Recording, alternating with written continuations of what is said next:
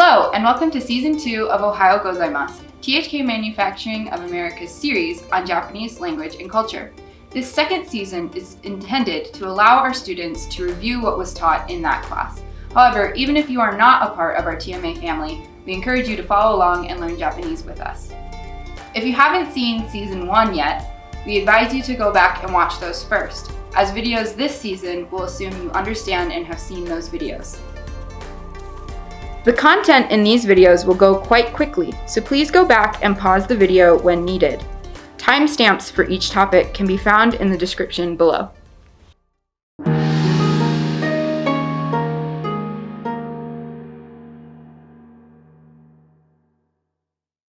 Today, we'll be learning how to give short, simple self-introductions in Japanese. Before we do that, however, we'll go over some vocabulary. Some countries' names are very similar between English and Japanese because Japanese has a lot of loan words from English.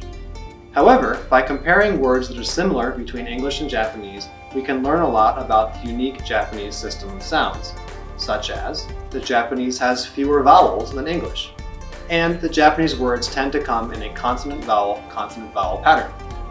This is very noticeable in words that are shared between English and Japanese. However, other countries have words that are completely different in the Japanese version from the English, and that's an opportunity to learn a completely different word.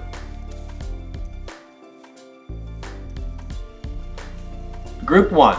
Observe how the Japanese words are slightly different from the English.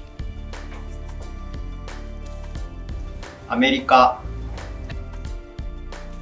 カナダ、メキシコ、インド、オーストラリア、スウェーデン、フランス。Group 2. Some countries' names are different from English, but similar to what they are in their own languages. ドイツ、 Group 3. The names of many countries in Asia are very different from English, and they have kanji too.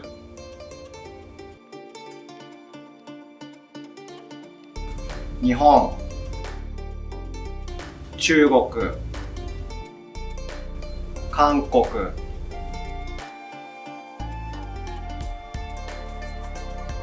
Now, let's learn a few ways we can use this vocabulary.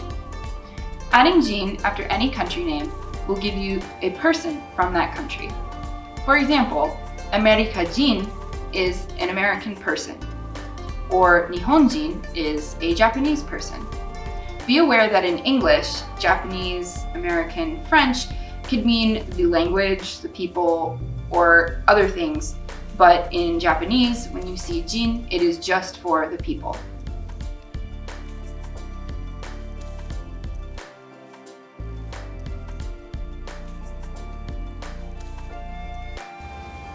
日本人、アメリカ人、インド人。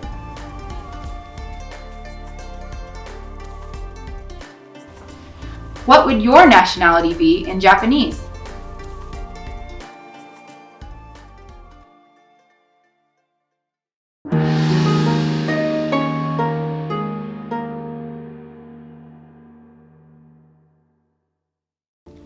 Japanese marks the function of nouns in sentences with small words called particles.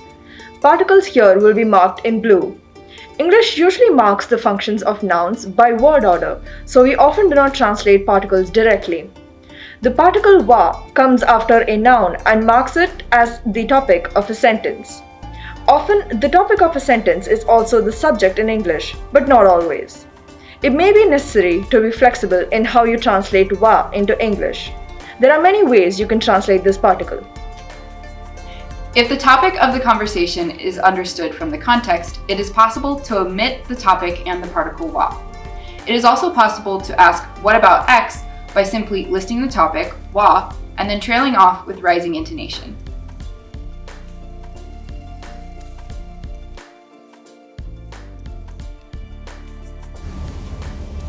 私は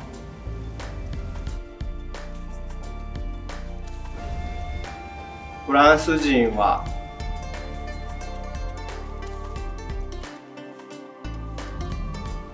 お名前は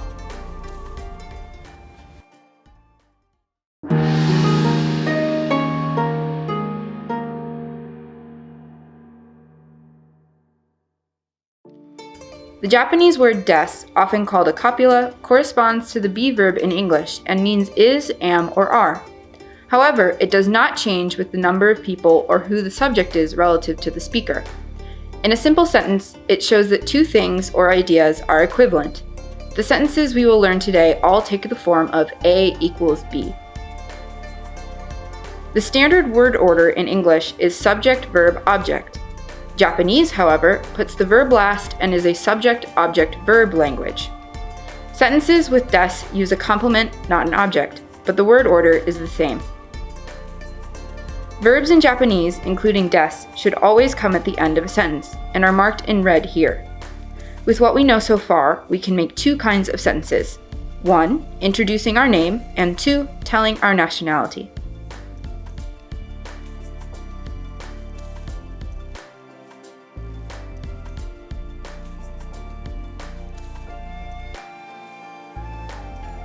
Watashi wa Danielu desu. アメリカ人です。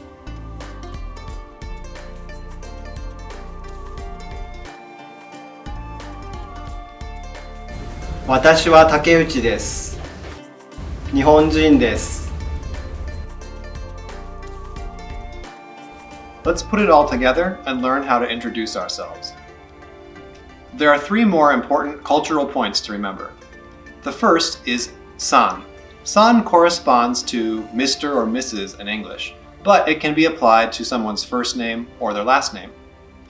The second cultural point is that Japanese name order is family name first and then given personal name last. Japanese people don't typically have middle names. Cultural point number 3 is that while Japanese has several words that correspond to the pronoun you, it's actually pretty informal, or it suggests an intimacy if you use them, and it can be kind of rude.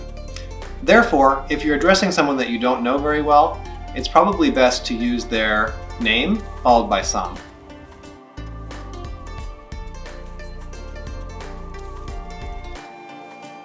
Hajimemashite.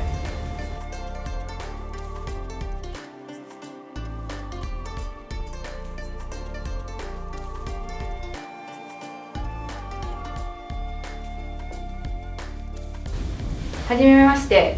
私はダニエル・ライマーズです。アメリカ人です。お名前は？